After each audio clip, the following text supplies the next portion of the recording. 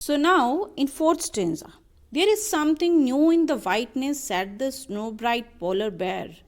I saw its shadow on a glacier, but it left no paw marks there.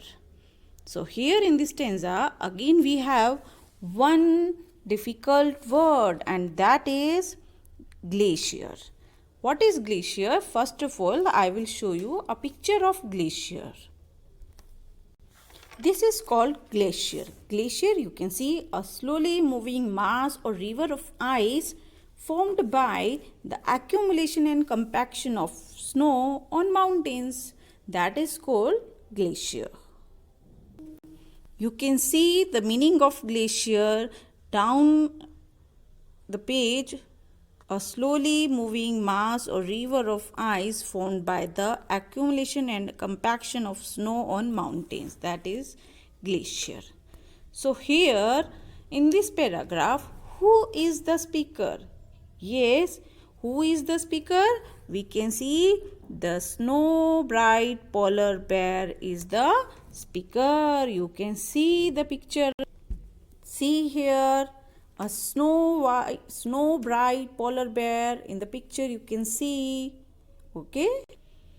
Now the speaker said there is something new in the whiteness. The snow bright polar bear said there is something new in the whiteness. He was also surprised, or you can say afraid of something. I saw its shadow on a glacier. I, who is I here? The snow bright polar bear is I here. He saw a shadow on a glacier, but it left no paw marks there. Paw marks, you can say foot marks, footprints. The polar bear said there is something new in the whiteness. Whiteness, why we are seeing whiteness here? Because you can see on the glacier there is snow everywhere, whiteness everywhere. That's why he is seeing whiteness. There is something new in the whiteness. He saw a shadow on a glacier, but it left no footprints, no paw marks there. Okay. Now in fourth stanza, we can see we have some pronouns also. So tell me any two pronouns. Find out any two pronouns from the paragraph. Yes, we have I and it as a pronoun here. Now we have some nouns also there. Now here we have whiteness. Whiteness is a noun. Then snow bright polar bear is also noun. Here we have glacier is also noun, and we have shadow. Shadow is also noun. So after that, now we will find some verbs also. Now find out some verbs in this sentence, in this stanza. Yes, find out. We have sat, say, said, said, then saw, see, saw, seen, and then left, leave, left, left. These three are verbs. So now, next stanza, through the animal kingdom, the news was spreading fast. Through the animal kingdom. You can say, whose kingdom is this? Animal kingdom, where only animals are talking about. The news was spreading fast. What was the news? Yes, there is something new. There is something new in the animal kingdom. Yes, here fish. The fish said something new in the river. Again, then the thrush bird said something new in the trees. Then the rabbit said there is something new in the van. And the snow bright polar bear also said there is something new in the whiteness. So this news was spreading fast. So now come on page number 64. Here the speaker said, no beak, no claws, no feather, no scales, no fur, no gills. It lives in the trees and the water. in the soil and the snow and the hills, and it kills and it kills and it kills. Here you can see all of them, all the speakers, they said no beak, no claws, no feather. Who is this newcomer? This newcomer has no beak, no claws, no feather, no scales, no fur, no gills. And it lives. Who is it here? The newcomer is it here. It lives in the trees.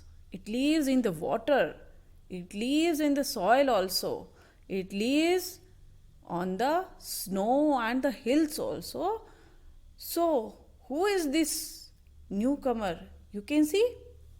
Now you can judge who is this newcomer who lives in the trees, water, soil, snow and hills. Guess. Now you can guess who lives everywhere. Who can live everywhere? Yes. You can judge here the human being. The human being can live anywhere. He can live on the trees, in water, in the soil, snow and hills. Everywhere you can see human beings.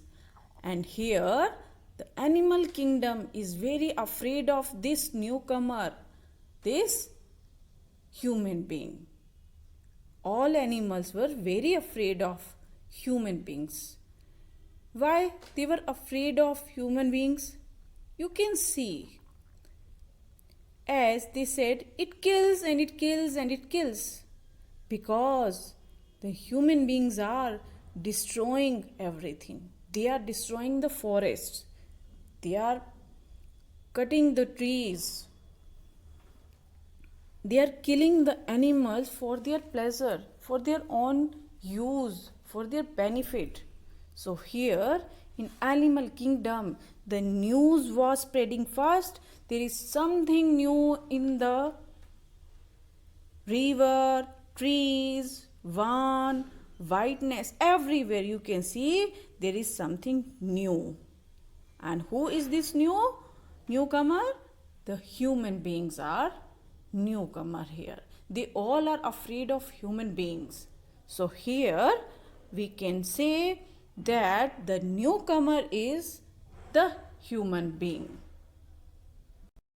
So at the end of the poem, we can say this poem is highlighting the sinister nature of man, who is slowly, steadily, and in an almost invisible way destroying the nature. So with this, I will finish this poem. Now it's writing time. So take out your fair notebook and here is your classwork. Dear students, please write neatly, carefully, in beautiful handwriting without any mistake. So here, first of all, we will discuss some word meanings, and the word is glacier. A slowly moving mass or river of ice formed by the accumulation and compaction of snow on mountains. That is glacier. Second is kill, to make somebody die. Third is kingdom, a country that is ruled by king or queen. That is kingdom. Now we will discuss textual question answer. And question 1 is, who are the speakers in the poem? List them. And answer is fish, thrush bird, rabbit and snow bright polar bear are the speakers in the poem. Now question 2 is, who does it refer to? And answer is, it refers to human beings. Question 3 is, what does the rabbit claim it can do? The rabbit claims it can dig further than they dare go. Question 4 is, where does it live? Yes, you know very well. It lives in the trees, water, soil, snow and hills. Yes, very good. Question 5 is, which word is repeated in the last line of the poem? Why do you think it is repeated? So answer is, the word kills is repeated in the last line to emphasize the danger human beings pose to animals and the environment. Here, the word kills should be in commas. Yes, question 6 says, read the last line carefully. Do you agree with the speaker? Give reasons for your answer. So, yes, I agree with the speaker. What was the last line? And it kills and it kills and it kills. Yes, I agree with the speaker. Human beings are destroying everywhere on the earth. They are cutting forests.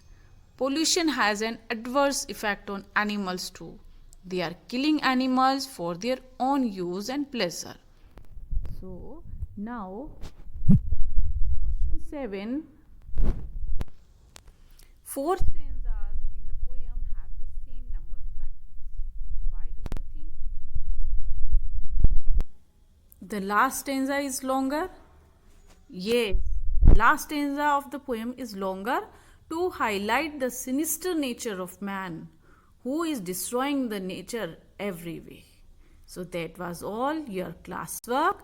So now it's homework time.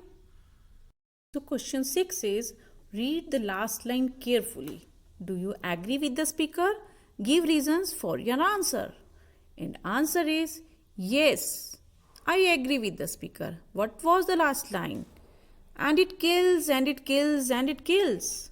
Yes, I agree with the speaker. Human beings are destroying everywhere on the earth. They are cutting forests. Pollution has an adverse effect on animals too. They are killing animals for their own use and pleasure. That was all in 6th question, 6th answer. Question 7 is, 4 stanzas in the poem have the same number of lines. Why do you think the last stanza is longer? Answer is, the last stanza of the poem is longer to highlight the sinister nature of man who is destroying the nature every day, every way. That was all in your classwork. Now it's homework time. Write down date, name of the poem and the poet. And read the extract carefully and answer the following question. Extract is, I saw its shadow on a glacier, but it left no paw marks there. Now question 1 is, who is the speaker and who is the listener in the given extract?